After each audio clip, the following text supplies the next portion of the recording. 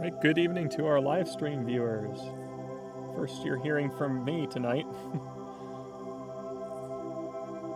Thanks to those of you who are tuning in at the moment. Looks like we have about 40 viewers. And lots of names I recognize. It's actually been a while since I've done a live stream. We've opened up for in-person events here, so we've been hard at work to get our summer camps going and other our public programs. Our Friday nights are back on for in-person viewing. So if you are interested, we are keeping safe, putting in the proper restrictions, especially inside for our presentations. Thankfully tonight, everyone's outdoors looking for Perseids, so no worries there. And at this time, I might not be on all night. I might push it back to a passive stream, but if you have questions this evening, now's a good time to ask them. On our all-sky camera, it appears that we are finally starting to see some of the Milky Way. I can point it out to you here, and let me just make sure my mouse is coming up on the stream. There we go. So the Milky Way stretches across from our 20-inch dome, this big dome here, all the way across to the bottom right-hand corner of that screen. So it kind of blends in with these wispy, hazy clouds, but it's there. You can just about distinguish it. Now, down below in the southern sky, you have this bright object here, which is Jupiter, and you have this bright one here, which is Saturn. So 2 planets out this evening, 2 visible ones with the naked eye.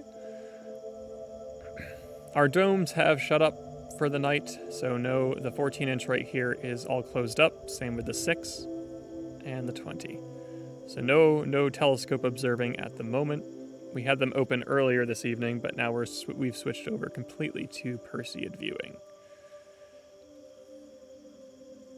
And we have both the all-sky camera that's in the big window, but in the upper right window, you also see the wide field camera. Now, there's a bit of there is a difference in terms of what's actually live and what's not. So the wide field camera is using an f1.4 lens, and that is I can't remember. I think it's at 24 millimeter, if I recall. So it's decently wide field, and it's capturing a lot of light with that super nice f1.4 aperture. And all of that put together, especially using upping the ISO on the camera as well, we get a nearly live view of the sky. It's updating every quarter of a second, whereas the all-sky camera is showing us a 10-second exposure. So it's taking 10-second frames and it's displaying that one and then continuing on to capture the next frame. So basically a 10-second lag, and meteors will look very much like streaks. I mean, you've been seeing the planes come through. Those are two like blinky streaks across the sky. Any satellites that have come through, same thing, streaks across the sky. So it's easy to confuse some of those objects for meteors. So we'll keep an eye out on the all-sky. Of course, the benefit of all-sky is the fact you can see everything, the whole 180-degree view of the sky, except, some trees are in a way. Of course, our domes are blocking a little bit, but for the most part, we're far enough away this time that we're not getting much of the building in our way or anything. So it's even better than last year, minus the, oh, there's one. There's one in the camera view there. Click on the, yep, there we go. There's one. Cool, that was the first one I've noticed captured on the camera. There probably have been a few before this, but that would have been at 11:58. So I'm going to do my best to record these. That was a pretty dim one, as far as the camera went. Dim meteor, 11:58 p.m. Because I will try and timestamp these to the best of my abilities after the show has posted to our channel.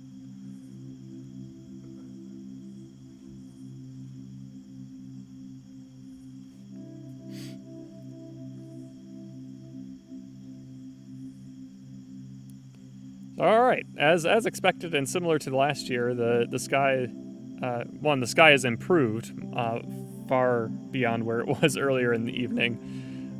So much clearer, especially at zenith, and more than that, the Perseids do pick up as the evening goes on, and you can actually start to see some of Perseus right around the big dome there, the 20-inch.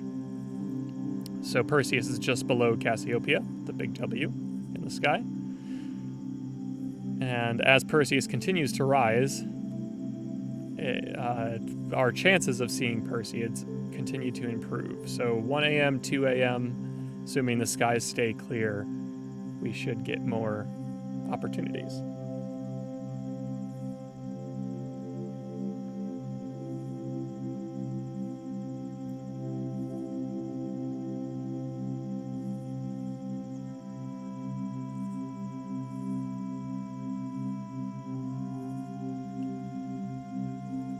But it would be cool to see some live meteors come through. If we get a bright one right around Cassiopeia there, that would be pretty neat. We got a few around that last year, so that's why I have the wide field camera, because it's much narrower than the all sky, right? So we have to choose our locations wisely.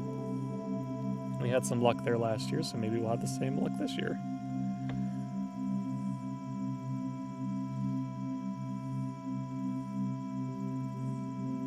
Now I'll go ahead and check out some of your comments. Got some catching up to do, I think. So I've seen a lot of curiosity of when's the best time to view this and where. And my go-to opinion on this is just wherever the sky is clearest. And if you can, of course, look around the northeastern sky, around where Perseus and Cassiopeia are rising up there. Again, right, you have that northern direction in the sky, so we're looking northeast here. And you know what, maybe I'm just realizing it'd probably be useful to include a couple more compass directions, because it's not intuitive compared to a map, right? It's flipped in the sky, so north is at the top, east is on the left, west is on the right, and south is on the bottom. So north and south are fine, but maybe I'll add a east and west there. I might as well just add south.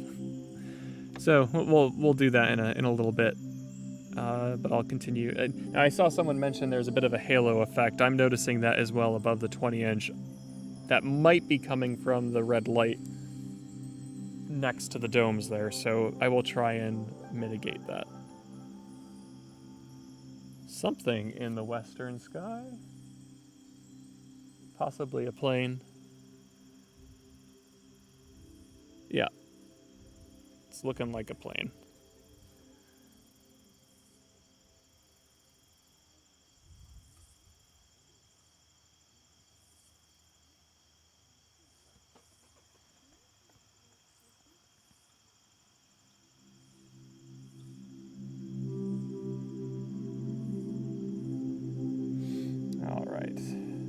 What else we got?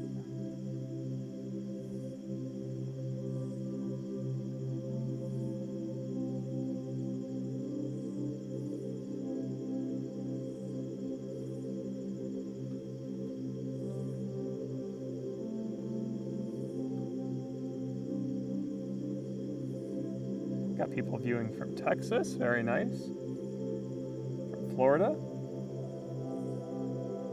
Welcome everyone. I see a lot of recurring viewers and some new ones as well. So welcome back to all of you. Or I guess I should say welcome back to recurring viewers and welcome to new ones.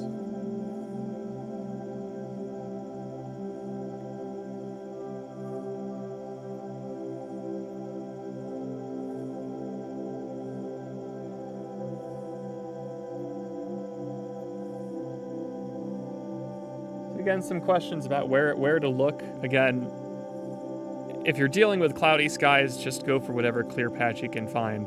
The skies are improving for us, so we're getting clearer views. Still some haze up there, but much clearer than it was before. And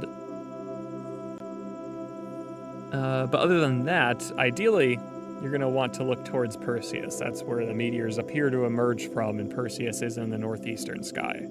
In our case, right above the 20-inch dome, right there. And actually, that's why that halo is especially annoying that we're getting on our camera feed, because that's exactly where meteors could appear to emerge from, so we're going to work on that.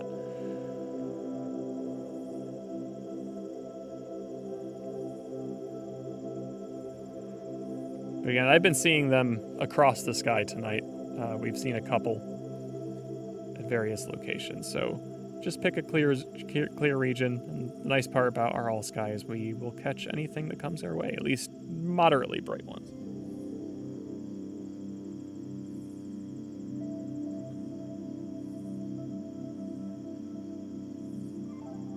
Yes, Baloo, that is what I intend to do again.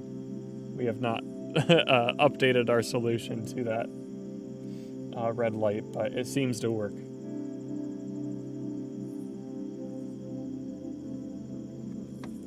Linda has a question asking if the wildfires affect viewing, and they certainly can. Thankfully tonight, any haziness we're getting is not from smoke. It's primarily from our humidity.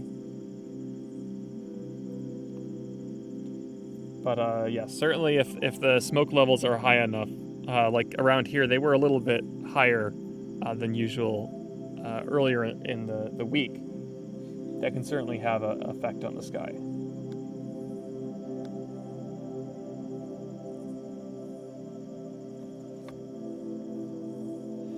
All right. So if you have any more questions, feel free to keep throwing them in the chat. I will take a brief break here to adjust that light and see if we can get rid of that halo so it doesn't block any coming meteors. So I will see you in a minute.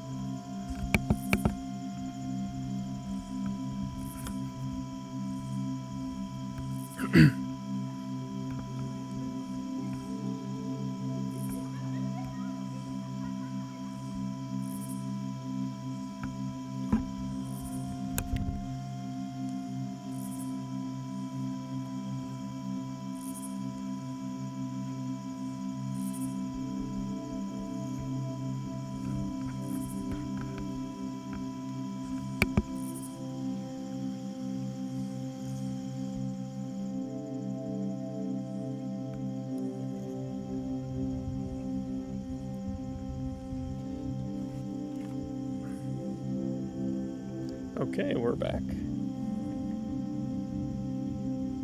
Now, I couldn't figure out what to do with that glare effect we're getting above the 20-inch dome. I'm not exactly sure where it's coming from. It wasn't from the red light source on the observatory itself.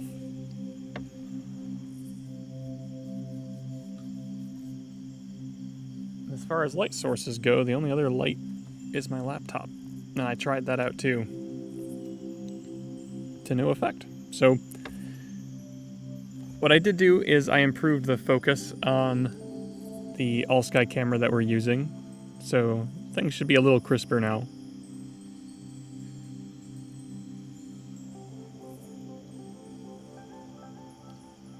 It's unfortunate that glare is happening right where Perseus is, but oh, there was one just above the 14-inch dome, or at least right next to it.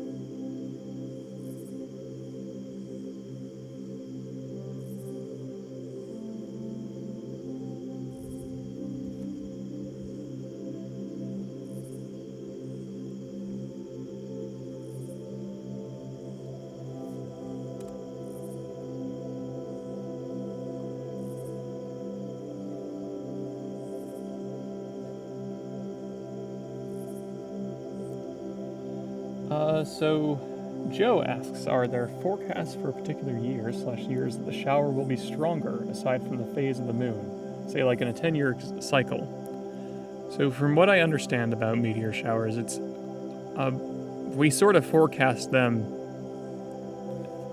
as we observe the cloud itself. So the comet that left behind this big cloud of dust and debris and things. It sort of depends on what area of that cloud we enter.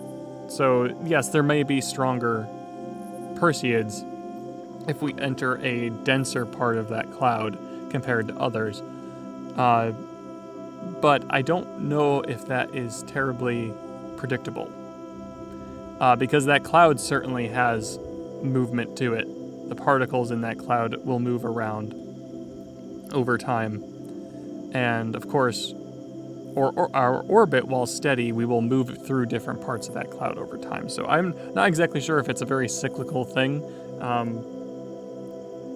I would say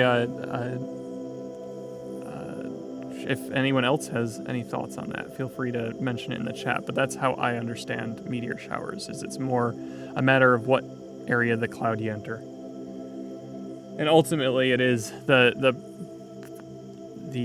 primary thing is what you mentioned. Is the moon a problem in a given year? That even if you're moving through a denser part of that cloud, if the moon's out during the peak, it's going to diminish your ability to see any of those, regardless. So the moon is the primary factor of how many you'll be able to see, given clear skies, of course.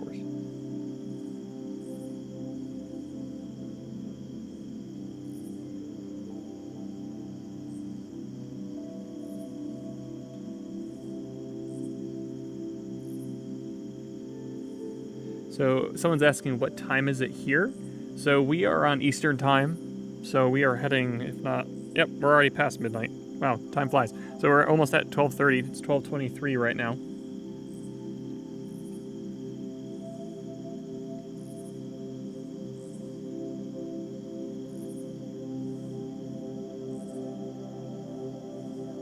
Kathy asks, I'm 50 plus miles east of Vestal, so do I see them at the same time as you do?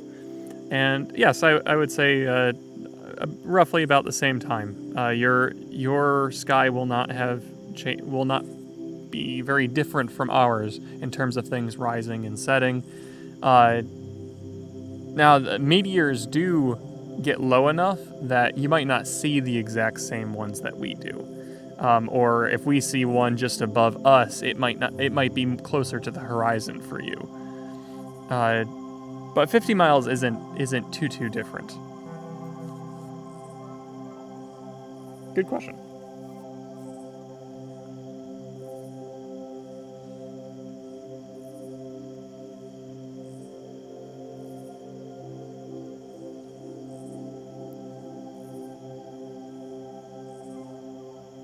Yep. Thanks for the elaboration, Blue. Now I have a question for you in the chat. I'm monitoring my audio right now, and the audio I hear should, in theory, be sent off to you. So I'd like to know if you're hearing some of our, or rather, I guess, the nature around us. What I'm hearing live at our observatory. There's some bugs out there. There's usually frogs, but they're not making much noise tonight. We're pretty late in the summer here, so that's not terribly surprising.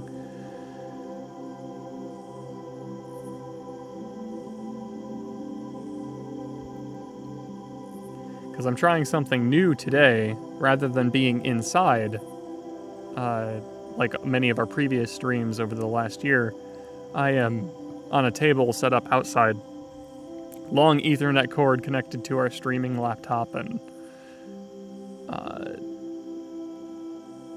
we're right. The nice part about this is I can just look up into the sky and see what's what, rather than monitoring on the screen as well. But more than that, it got us out of the way of the domes inside as well, as people use the telescopes this evening.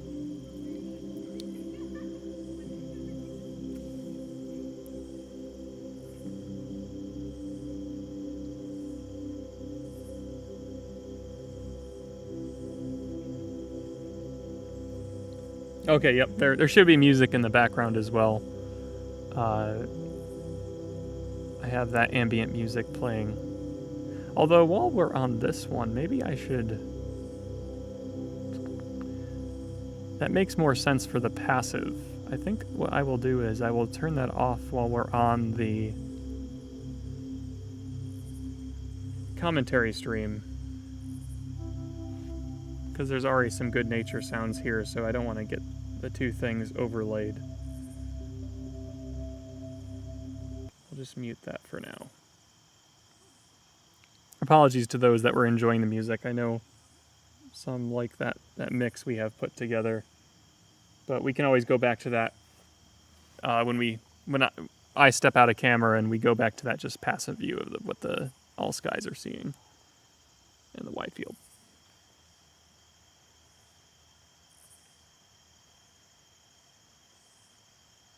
Yep. So that music should be turned off now.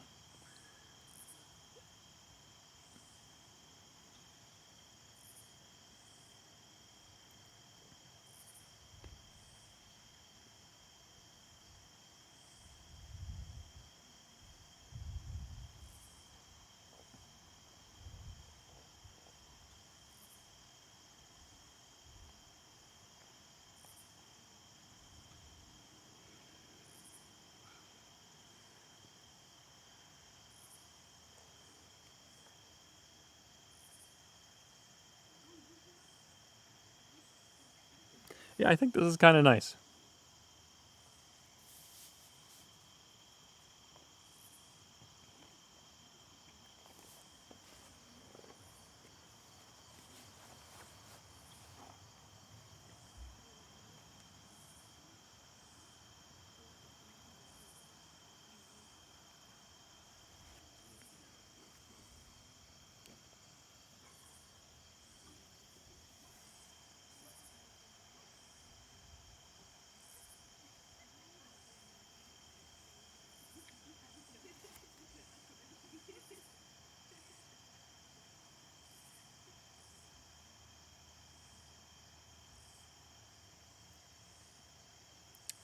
Sean asks, where are you? Well, I am out in the field area of Kopernik Observatory and Science Center.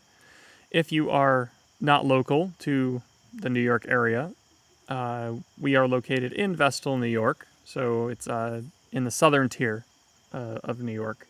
In fact, our Pennsylvania is just like 1,000 feet to our south, so we are like right on the border. And we're an observatory and science center, so we have, in this case during the summertime, where we have summer camps. We're doing a really cool camp this week that we already launched a weather balloon, and they went to retrieve it and got video data back from it. So I imagine we might post some of that on our channel at some point. So we have summer camps. We have public programs every Friday night. And, there was a Perseid that just flew by the Milky Way right here. Things are picking up. They're picking up. So, yeah. And we have, of course, a fully stocked observatory, 3 domes, three dome telescopes, a bunch of portable scopes, a 6-inch refractor for planetary viewing, a 14-inch and a 20-inch set of reflectors for just about everything we'd want to do, including astrophotography. Tonight we're not viewing through the telescopes, though. We're focused on the wide field imaging, and we are looking at, from a wide field camera, a Sony a7 III, with a really nice full aperture lens that's giving us basically almost a 1-to-1 live view. The image is updated every quarter of a second. And then we have our all-sky camera, which is updated every 10 seconds. So this view that we got, the main view with our all-sky camera, is showing you everything. So if there's going to be a meteor, we'll see it here. Whereas you'll get more of an immediate live view. If we start really getting a increased rate of meteors at some point, that could get cool, and maybe we'll switch over to that, but it's doubtful. I have it on there mostly just as an alternative in case we decide to switch to a different angle and a more narrow field as the night goes on. What else we got here?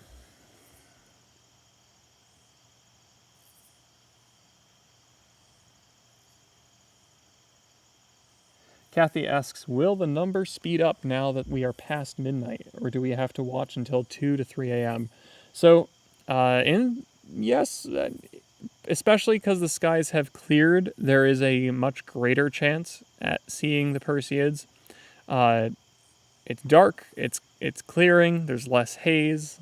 You can see our zenith sky. The Milky Way looks great now compared to how it looked before, which really blended in with the sky. Now it's more distinct. You can see it from here, this lower right-hand corner, to the 20-inch dome right there. It stretches all the way across the sky. Those are clouds of stars and starlight rather than clouds here on Earth.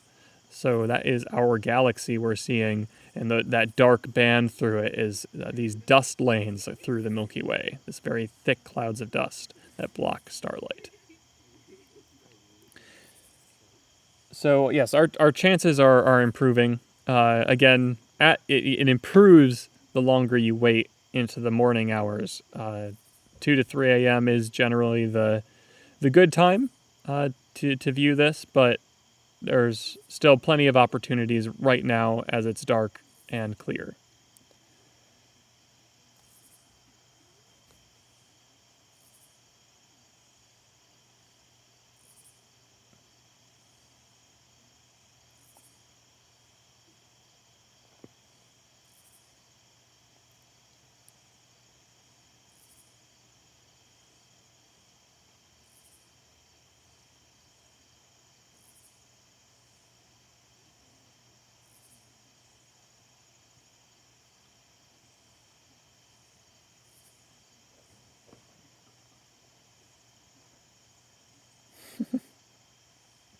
Some fun comments coming through. A good conversation in the chat there. I appreciate that.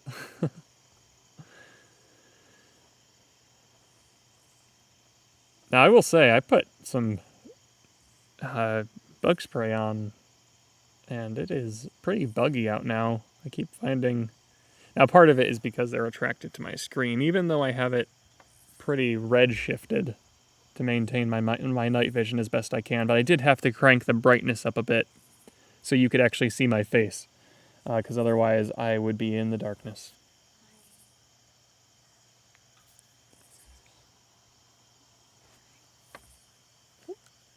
Yes. Oh, yes.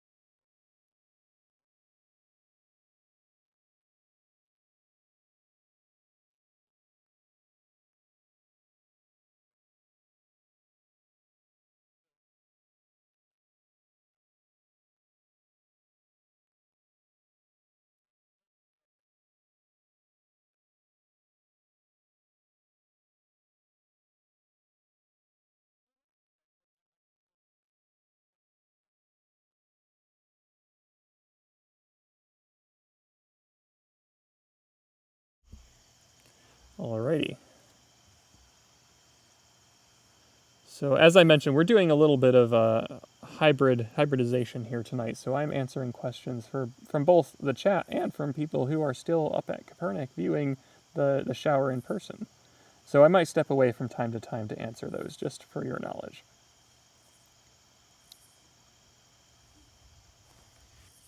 Yeah, I think I saw that one. So you're mentioning, right? Followed the Milky Way. I think I saw that one as I was looking up. So nice. 1233. We saw a bright one. I'll mark that one down. Trying to get them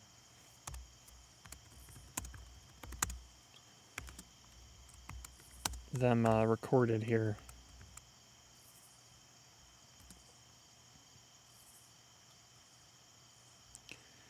Let's see. That's 8. 11 was our first one, and now we are into August 12th. So again, what I like to do, I put this in the chat earlier, but what I like to do during these streams is to get the viewers involved, and if you see a meteor, please timestamp it in the chat. That's why well, before I had the clock up, I wonder if I can get that clock back in this view. Maybe I can put it, since a lot of my window isn't being used for anything super useful besides my disembodied face.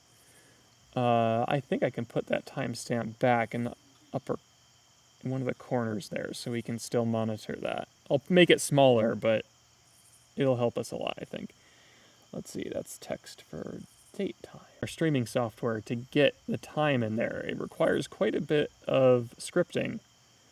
And we did that for the solar eclipse back on June 10th.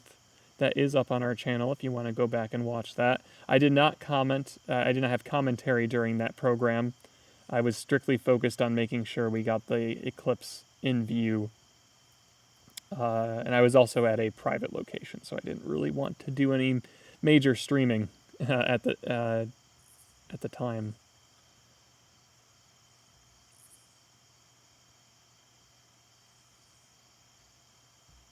There we go. So now we have the clock in my camera view.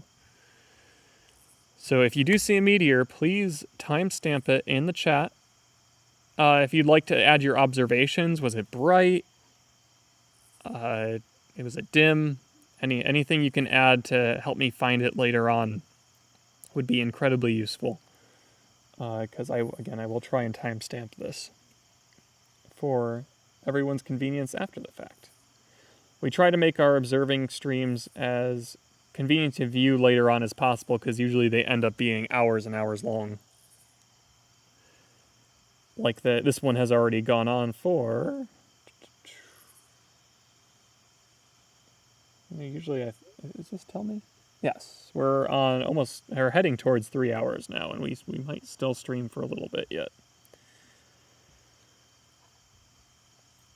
Now, Saturday is looking incredibly promising compared to even tonight. So I'm hoping we can blow these clouds away in the south. Oh, geez, they're coming through the southwest. But anyways, tonight has been hit or miss. We've seen some, but the skies haven't been great. Been hazy. We had to deal with sucker holes early on, which are just these big patches of clear skies that almost quickly dissipate. And it's been not the best night for them, but we're just happy to have some clear skies to give us a chance. Saturday, though, if it all pans out by the forecast, it's looking great. Good transparency, good seeing, good cloud, no cloud cover, as of the report right now. So we'll see how that all goes, and how the forecast changes, if at all, in the next day or two. But my plan right now is we've already canceled the stream for Thursday night. So tomorrow night, we are not going to hold a live stream for the Perseids. We're not expecting the skies to be very clear. And also, I'll need a bit of a break. We posted 4 links, but that was just to ensure that we had all options available to us. We'll delete them as necessary. I only intend to do 2 out of the 4 nights that we posted for the links. So it's looking like that's tonight and Saturday. But if something changes, we will update you. Either on our social media. We use Facebook, Instagram, and Twitter very reliably. And I also use community posts on YouTube. So if you subscribe to our channel, you will be updated by those community posts, the latest on our forecast in our area in Vestal, New York. You can always go to Kopernik.org too, because we post clear sky alerts there. All those links are in this video's description. Getting back into the chat now.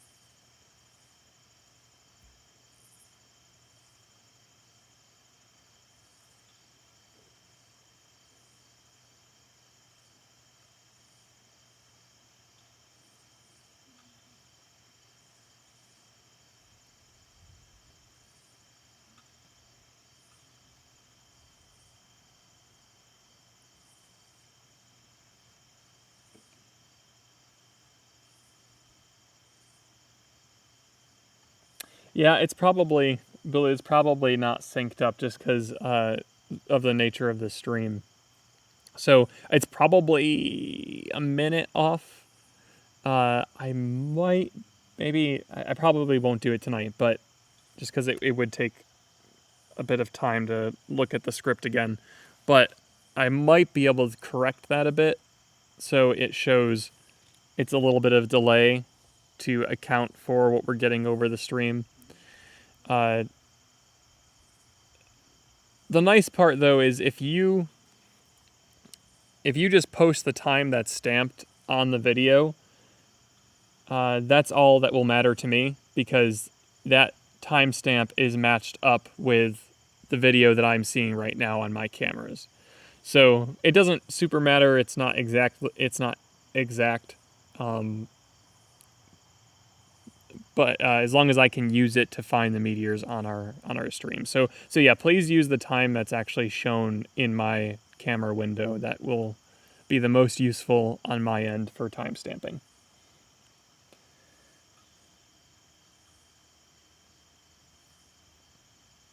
I can try to add the seconds. Let's see.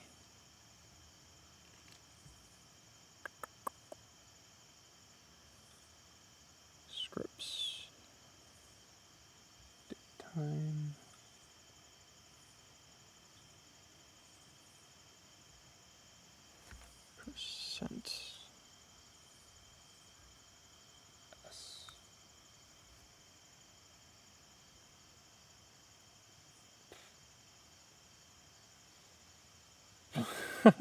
You can see I'm still learning the scripting here a bit. I got the seconds, but they're out of whack. So hang on, give me 1 second. I know what I did wrong at least, but it did look funny there.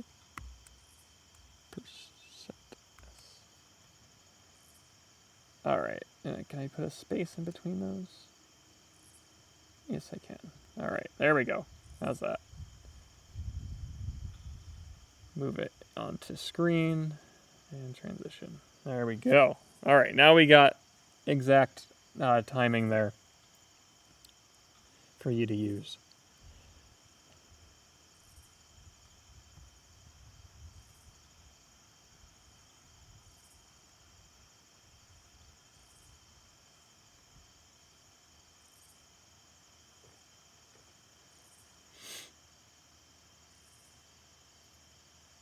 As always, our streams are a work in progress. We're always trying to improve, but often ends up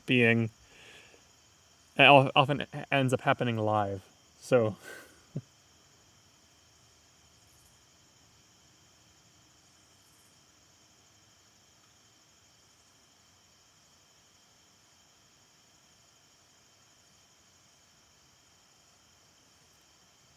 yeah, that, like I said, that difference is purely because of the latency on the stream. So effectively what we're doing on your end is measure, like people in the chat are telling me how off my time is. That's the nature of the latency. So when you read your time live, it has changed, like compared to where I am time wise. And also, I don't know if that clock that I have, I gotta look at the script one more time, if it's exactly like atomically accurate, right?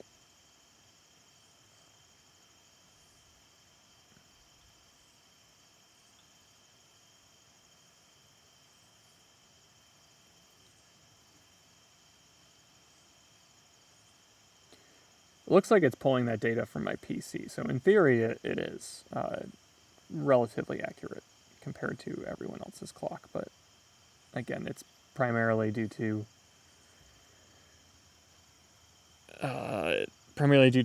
the latency issue on YouTube.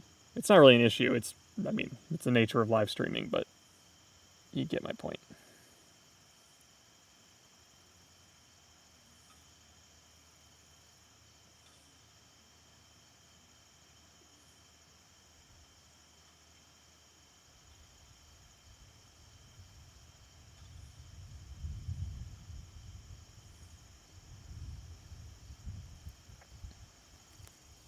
Blue says, I wonder if Friday night the front will come through in enough time to clear it out. Yeah, that would be nice. Here's hoping that we do get some more opportunities coming up. Ooh, a nice gust of wind there. You might be able to hear that.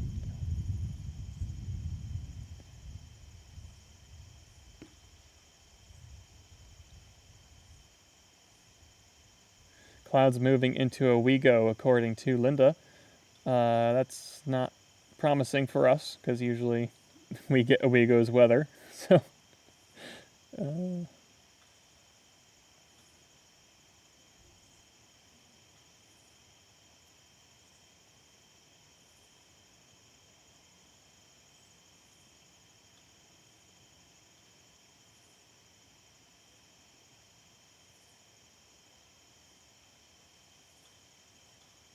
thanks, Blue. We've refined it from last year. Last year was very much beta test, right? Like really see if we can get the cameras streamed out to you, and we've learned a lot over the past year and been able to organize things a little nicer. And the audio, I think, is a lot better now too. We've improved that.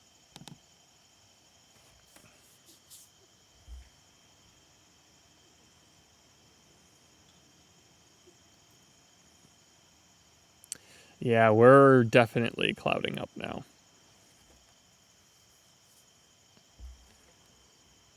It is not looking too promising. What time is it? We're heading towards 1 a.m. now. see what the clear sky chart is showing us.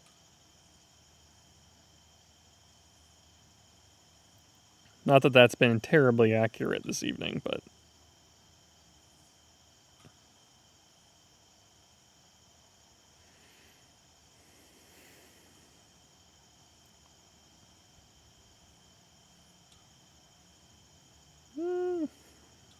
Alright. Yeah, the clear sky chart doesn't look bad at all. Ooh, Friday has gotten much worse. At least according to our sky chart. Thursday isn't terrible either, but much worse. It's worse than it was than the chances for tonight. Saturday still looks promising, though. We'll keep our fingers crossed.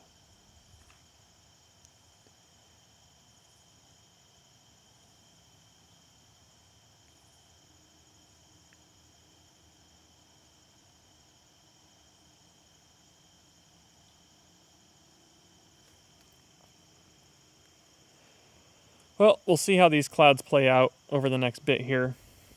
I am not going to be totally against wrapping up tonight a little early, if only because we do have camp tomorrow up at Kopernik.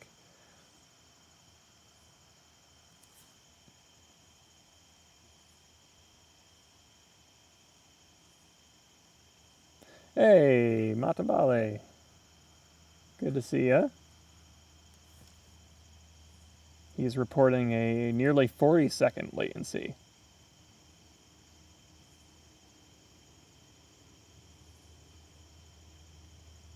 Lynn is saying someone earlier called that for 1 a.m. Oh, so someone mentioned that this might happen, given the cloud cover. It'd be interesting to... One thing I tried, and I'm not sure who watched it that's here right now or not, but one thing I tried back during the lunar eclipse was to get a cycled stream going, so it would play through a series of clips, either pre-recorded or pre-rendered, and then also add in some live aspects. So in that case, I just did live views from Stellarium because we weren't going to be able to see that eclipse. But it was a good test bed to try out cycling through different views. So maybe in the future, with future events, not necessarily for meteor showers, because there we want to just stay focused on the sky, but to get a forecast in there, cycling through the live stream, would be neat. Lots of opportunities to brainstorm here while we're just waiting for clouds to pass, but oh,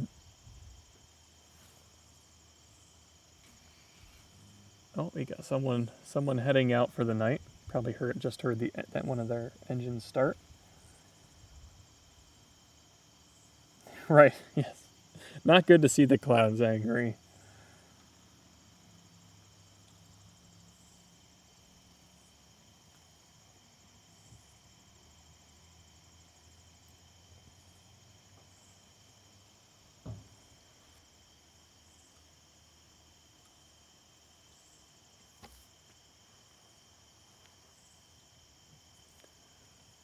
Oh boy, looking up, it is quite a travesty. Cassiopeia is peeking through there.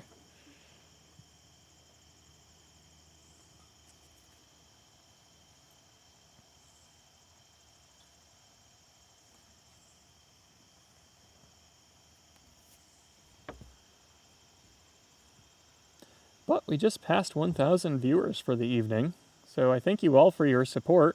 If you are or have enjoyed tonight's content, please hit the like button to show that support. Or if you are not subscribed to our channel, we would love to have you join us on future streams. We virtualized Kopernik about a little over a year ago now, where we actually started doing virtual programs like this one with our observing streams. We've seen Comet Neowise, we've seen solar eclipse just recently. We tried the Jupiter-Saturn conjunction. We got clouded out then too. But there are other observatories across the United States and the world that stream as well. So this is a effort to share the skies with either those who don't have access to them, or can't make it up to Kopernik one night or another observatory. I think it's incredibly valuable to those with light pollution that can't access clear skies conveniently. We have people occasionally come up here from New York City or beyond that say that they can't see anything at all in light polluted skies, and that really is a pretty tragic in my opinion, because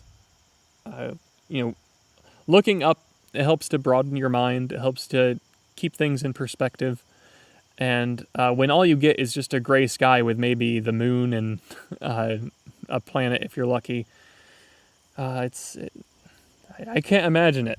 I mean, even living in Endicott, I get some of that. But up here at Kopernik itself, we get really nice, crisp, clear skies when there's no cloud cover. And we saw some of that tonight. We got to see the Milky Way for a bit. And we're just a small part in this larger community trying to share the sky with everyone. So we thank you for joining us tonight.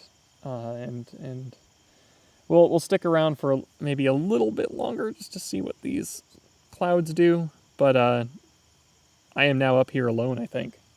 Oh no, there's a couple more people. Never mind. Nearing that point where there's not too many people up at Kopernik at the moment.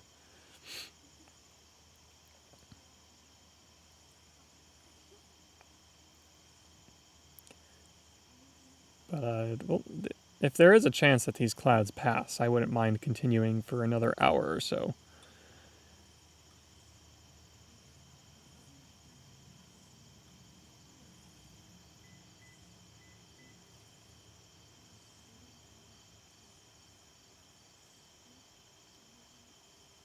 Ah, yes, Montabale asks, why are the clouds to the north so bright? Where's that light coming from? So, that, as these pretty low-flying clouds fly over, at least low-flying for us here on the mountain, that is our light pollution. So we have something we like to call the Northern Nebula, and it is not a astronomical object. It is light pollution. And that light pollution comes from our local town area, Vestal, and our local city, Binghamton. We are about 15 minutes away from those city lights, so, I guess from the bright ones, we're about 20 to 25 minutes away. So only our northern sky is affected by that light pollution. As you move further south, that is all rural area. So very dark skies, no lights, so to speak, in that direction. So that's why we get that super bright area, and as it's sort of neat to see that perspective. Sometimes we get a low line because our geology, I guess. I don't know why I'm having trouble with that. I guess our geography in this area. It's a valley. Valleys all over the place. Glaciers cut through, and just carved out these huge valleys throughout New York, southern tier New York, and beyond. And what we end up with are we have the possibility of valley fog. So when there's low-lying valley fog, that blocks a lot of our light pollution, and we get the best skies we can possibly have up here. And still not the best skies I've ever seen. I just recently made a trip to Cherry Springs back in May. Those skies were beautiful. I went at the perfect time as far as the sky conditions were concerned. Nice and dry, no haze, crystal clear, super cold. It was in May, but it was incredibly cold. It reached 25 degrees at one point, Fahrenheit. So not comfortable, but it was beautiful as far as just the sheer amount of stars you can see, how much Milky Way you could see. I've never seen the Milky Way so bright. But up here at Kopernik, it's pretty impressive for being this close to a city area.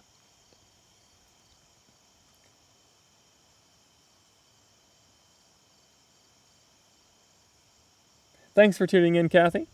We were happy to have you this evening. And yes, we will see how Friday or Saturday go.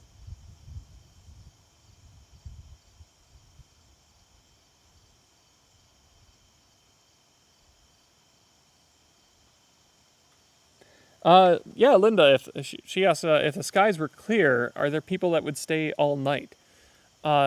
Yes, I would say we've had people stay a good portion of the evening into the night, maybe 3, 4, 5 a.m. even as the sun rises. I've certainly done it before. I think we hit pretty close last year when we did a couple of our streams. We were up pretty late, but this is the event to do that on for sure. To pull that all nighter and see how many objects you can see. I can't do that tonight. Again, as I mentioned, I do have to teach a class tomorrow, so and that starts right in the morning. But maybe Saturday, we will be up for quite a while, observing those meteors.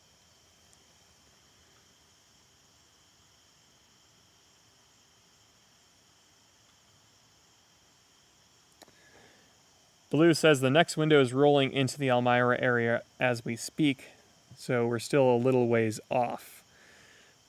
Yeah, it'll be some time before that window comes to us. So, yeah, I think maybe that means we'll end it for tonight.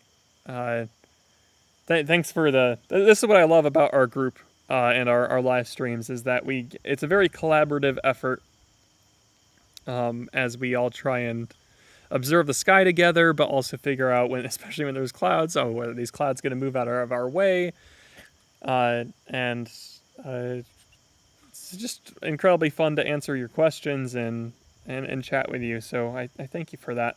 And if you have any final questions for this evening, I'd love to answer them.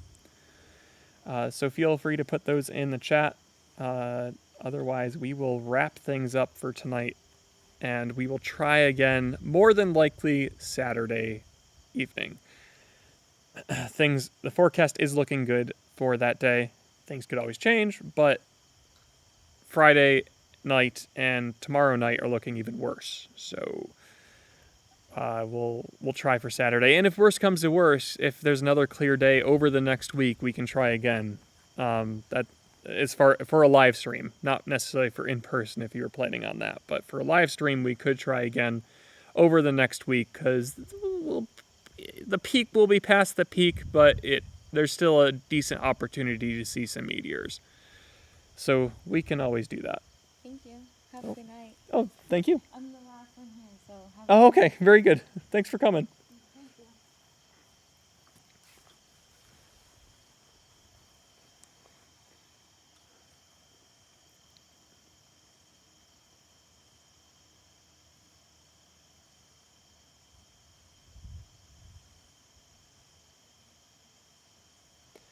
All right.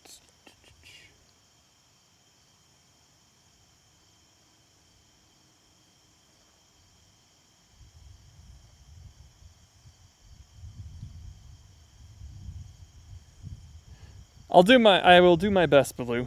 I will see if I can try again tomorrow night. The skies definitely look better than Friday. Friday has officially clouded up as far as our clear sky chart goes, but tomorrow night is another okay chance. It just comes down to, like you said, how much energy I have after my full day of teaching. We shall see. We shall see.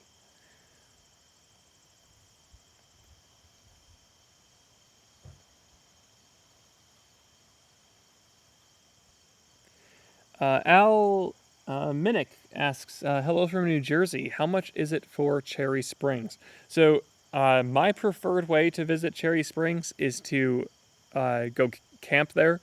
camp overnight so I can spend the whole night observing and then sleep during the day and maybe stay another night or two depending on how the skies are looking. So I camp there, and I bring my scopes and get all set up, and I can just tarp things up as the night goes on. So that's a really fun way if you have a telescope. But there is a public observing field and area. Oh, I just found out what was crawling up my leg many times during the night, and it's some strange. I don't even know what that is. Baby grasshopper? It's crawling on my computer screen right now. It might peek in the camera. Yeah, it's just crawling over the camera now. So, I gotta be careful not to close up my laptop on that thing. Because it was pretty big. Sorry, sidetrack. That happens to me a lot. In case you're new to the channel, I do get sidetracked easily. But Cherry Springs, there is a public observing field. I can't quite remember how much that was off the top of my head. We can probably look it up quick. The prices do change from time to time, but they're relatively stable over the short term.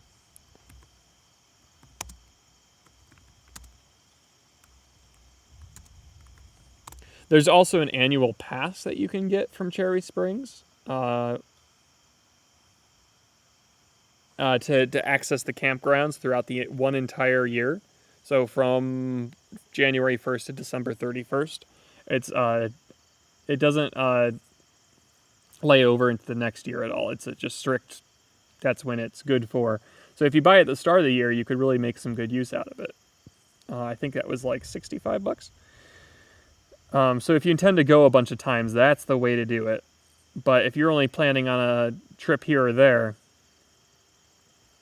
why can't I find the prices? Stargazing. Here we go.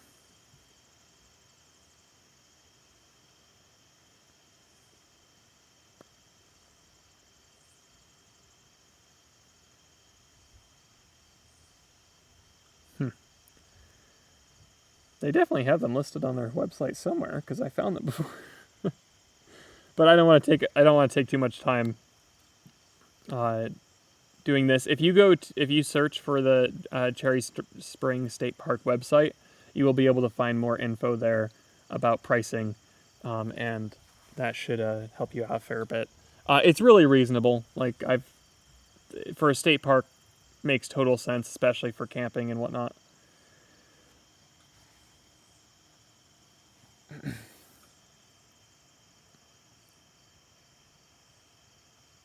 But good to have someone tuning in from New Jersey. That's cool. We are local to New York, Vestal, New York area in the southern tier of New York. So from your location, I guess depending on where you are in New Jersey, it's like 3 or 4 hour trip. From where we are, we're pretty close to PA. And this is in Pennsylvania for those unaware. It's about a 2.5 hour drive. Going after your cake again. Yeah. Yep.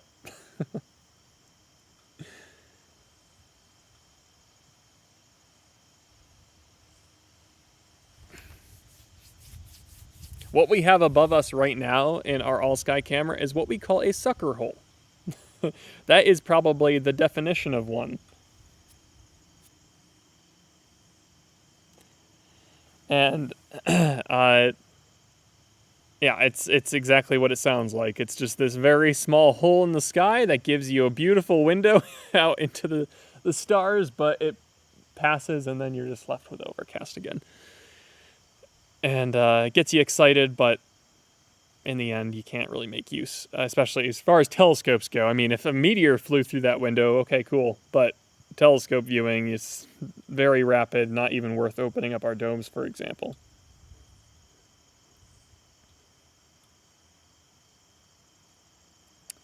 Al says, I wanted to visit North South Lake in the Catskills, but I think you have to be a AAA member. That I'm not sure of. I'm not familiar with that location, so I cannot speak to it. Cherry Springs is totally public, so that's what's nice about that location. I think there are occupancy limits right now, though the restrictions may have eased a little bit from when I last went.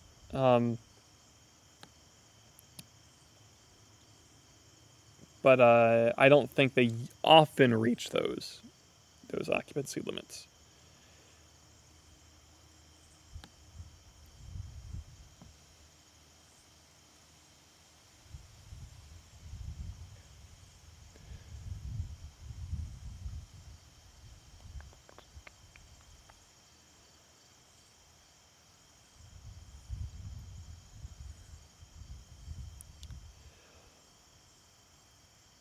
Right, so let's see here. Check one more thing this evening.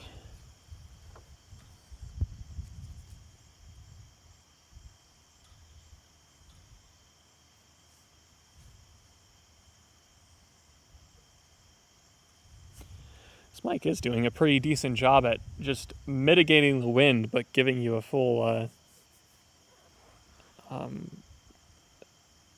like all-around sound of, of what's going on here in Kopernik.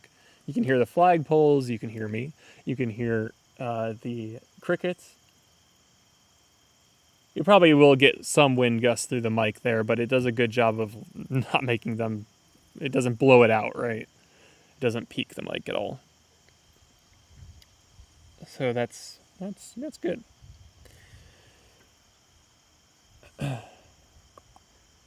So the stream will look very much like this on Saturday if you or if we do end up doing it in the next couple days as well, Thursday night or Friday night.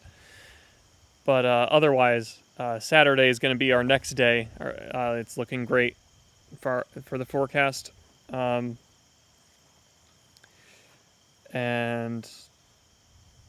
we'll look forward to that. And the stream will look almost the same. I hope to be with you a little bit earlier than I was today. The trouble there is that, like I said, we're doing in-person and virtual programs, so it becomes a bit of a challenge to manage both of those things depending on the amount of staff we have up on site. So I'll do my best to get the passive stream going, and then maybe join with you a little bit sooner for observing. Because I think a nice part about our streams is we do have the commentary attached to it. And it has been a long time since we had a commentary live stream.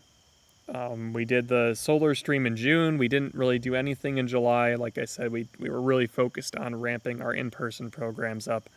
But we do want our virtual programs to continue to be a part of Kopernik. I think it lets us reach an audience that we otherwise could not reach, and and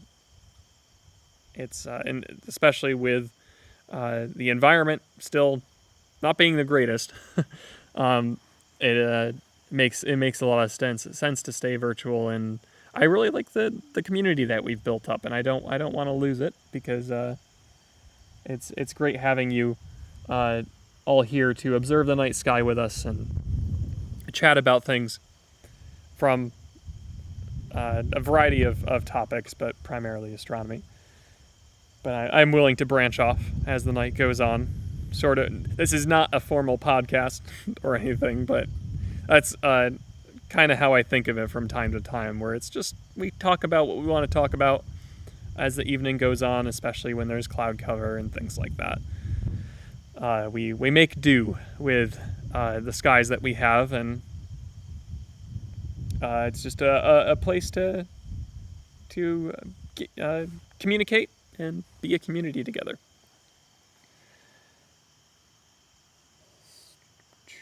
So we have 40 viewers now, which is great. If there's any new viewers tuning in right now, we do have really cloudy skies at the moment. A couple of holes in the sky, but not super impressive. And it doesn't sound like it's going to clear up for a little bit yet. The clear window is coming, but it's about an hour's drive away from where it's located right now. So we'll probably end the stream sooner than later, but I do want to stress that we are open for in-person, and we'll be doing virtual streaming over the next few days if the skies are clear at Kopernik.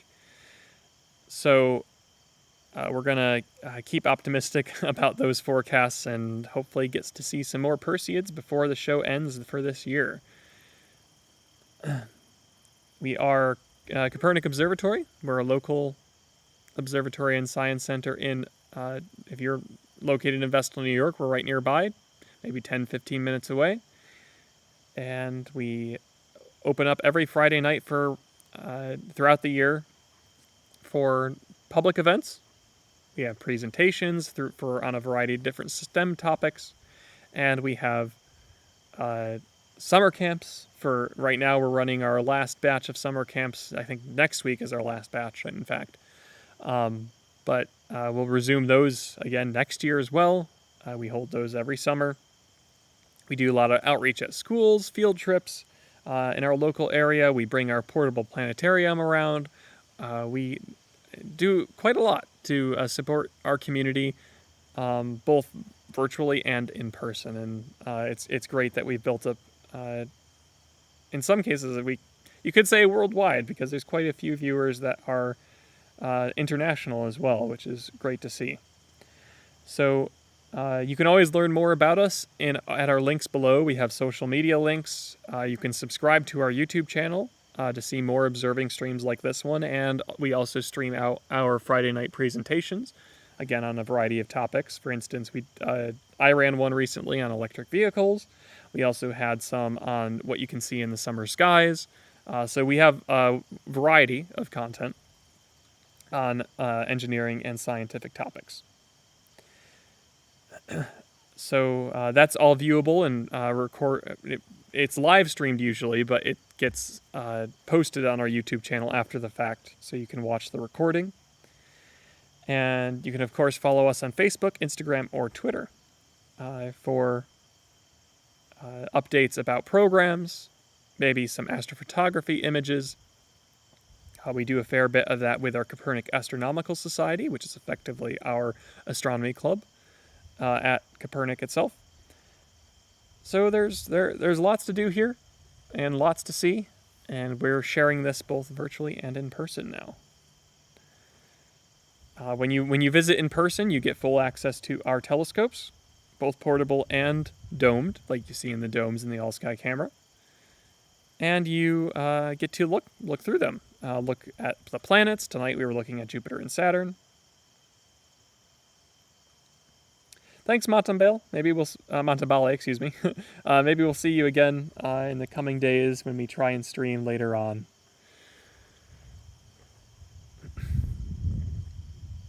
So with that said, we will wrap up tonight's presentation. Thank you all for tuning in this evening. It's been great.